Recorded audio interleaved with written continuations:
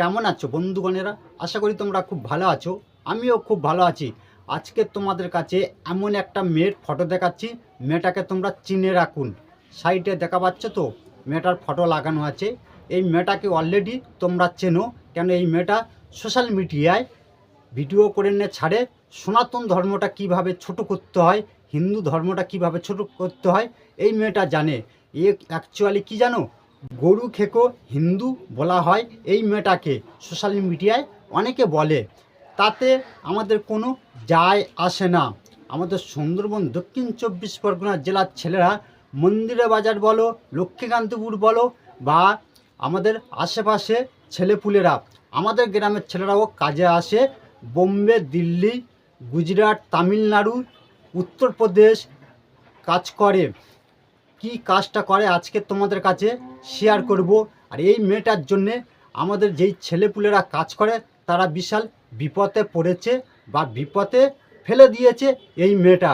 ওই মেয়েটার ভিডিওটা চালাচ্ছি, তোমরা শুনুন। তারপরে এই মেয়েটাকে আজকের ভালোভাবে জবাব দেবো এই ভিডিওর মাধ্যমে। ওই মেয়েটা কোন ভিডিও করে নে সোশ্যাল মিডিয়ায় ছেড়েছে, যার জন্যে আমাদের ছেলেপুলেরা বিপদে পড়েছে।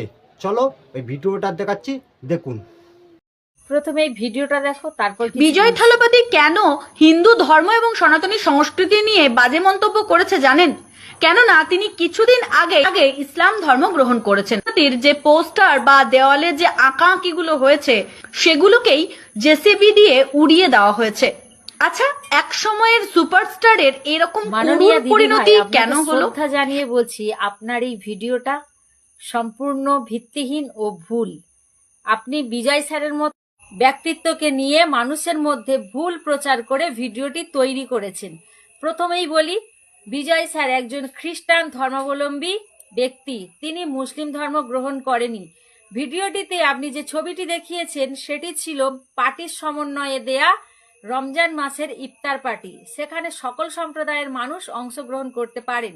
দ্বিতীয়ত, বিজয় স্যার হিন্দু সনাতনী ধর্ম সম্পর্কে কোনো কুরুচিকর মন্তব্য করেননি।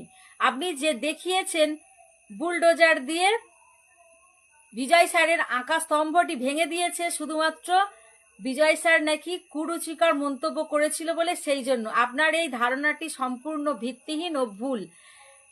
সরকারের অবৈধ জায়গায় এই স্তম্ভটি ছিল, সেই জন্য সংস্কারের জন্য সেটা ভাঙা হয়েছে। হ্যাঁ, তিনি শুধুমাত্র বলেছে মোদী সরকার এবং তার দলের বিরুদ্ধে ফ্যাসিবাদী বলে আখ্যা দিয়েছেন।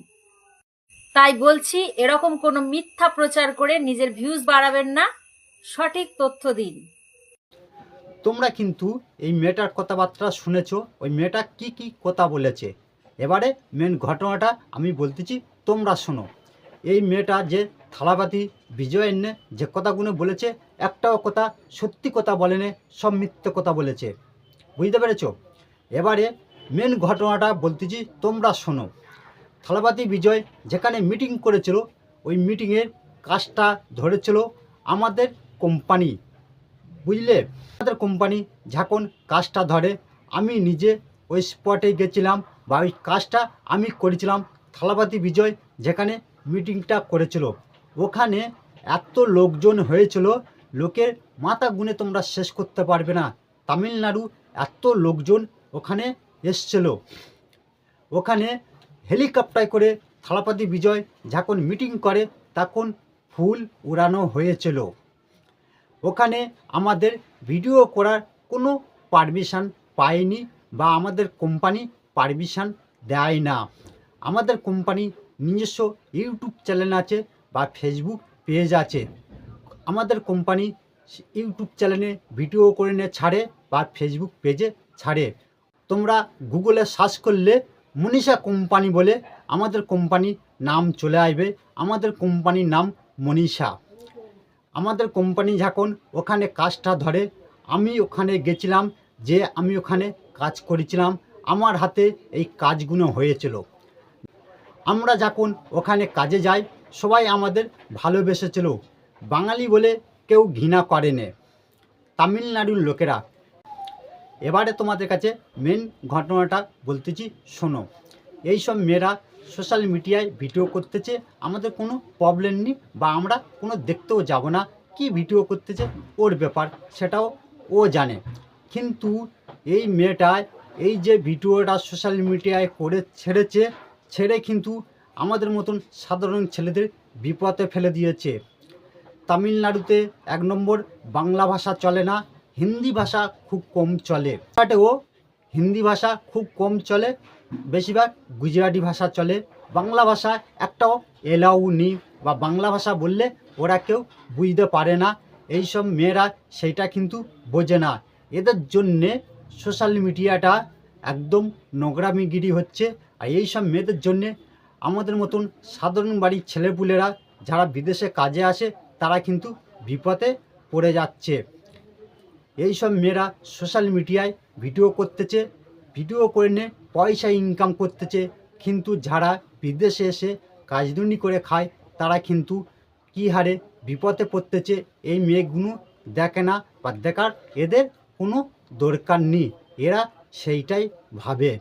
আমরা কি কি কাজ করি সব কিছু ফটোর মাধ্যমে তোমাদের কাছে তুলে ধরতেছি, তোমরা দেখুন। যে ডিজাইনগুলো দেখা পাচ্ছে তো, সেম এই ডিজাইনের কাজ আমিও নিজে কাজ করি, আমাদের গ্রামের ছেলেরাও করে। এবারে তোমাদের কাছে মেন ঘটনাটা খুলে বলতেছি, শোনো। এই মেয়েটা যে ভিডিওটা করে ছেড়েছে তামিলনাড়ুতে, এই ভিডিওটা প্রচুর হারে লোকজন দেখেছে। 1 নম্বর কথা, বাংলা ভাষা তামিলের লোকেরা বোঝে না। 2 নম্বর হচ্ছে আমাদের বাঙালি লোকেরা তামিলে আছে, তাদের উপরে অত্যাচার অলরেডি করতেছে এই মেয়েগুলোর জন্যে। এবারে মেন ঘটনাটা তোমাদের কাছে বলতেছি, শোনো।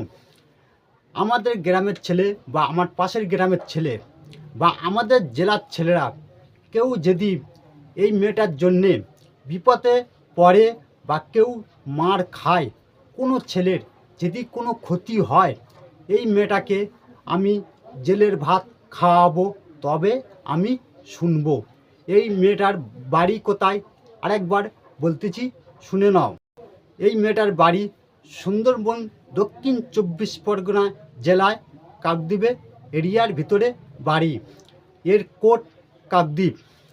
বন্ধুরা, সব কিছু তোমরা বুঝতে পেরে গেছো আমি কি কথাগুলো বলেছি। ভিডিওটা বেশি বড় করলাম না। ভিডিওটা ভালো লাগলে ভিডিওটা শেয়ার করবেন। ভালো থাকুন, সুস্থ থাকুন, আমাদের ফেসবুক পেজের পাশে থাকুন, বা ইউটিউব চ্যানেলের পাশে থাকুন। আজকেকার মতন এখানে ভিডিওটা শেষ করলাম।